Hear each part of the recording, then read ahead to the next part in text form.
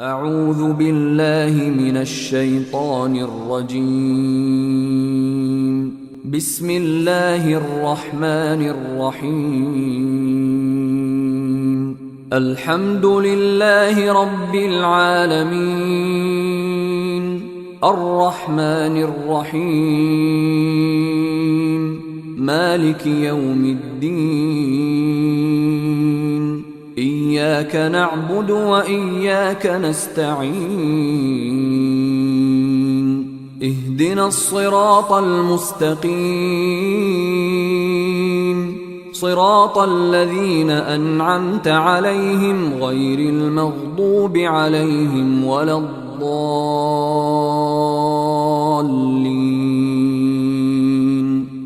أيها الإخوة الأفاضل، المشايخ الكرام والمشاهدون، إليكم موجز عن جامعة مطلع العلوم السلفية القائمة في ولاية الأنبيني بمديرية كفلوستو نيبال.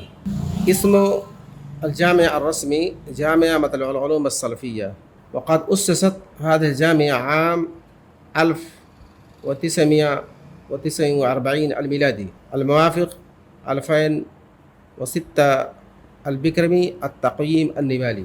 اسم مؤسس هذه الجامعة الحاج عبد الغني المعروف بمله رحمه الله، واسم المحرك لتأسيس هذه الجامعة الشيخ عبد الغفار الرحماني رحمه الله.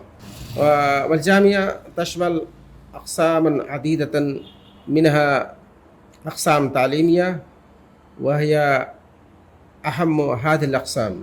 الأول قسم تعليم البنين، يضم هذا القسم حوالي 400 طالب، ومستواه الدراسي من الروضة إلى الثانوية في العالمية.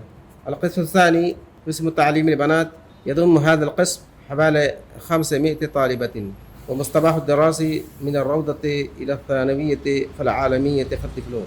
القسم الثالث قسم تحفيظ القرآن الكريم، يضم هذا القسم حوالي 50 طالبا، ويركز في هذا القسم على تحفيظ القرآن الكريم بكامله وتجويده وحسن تلاوته.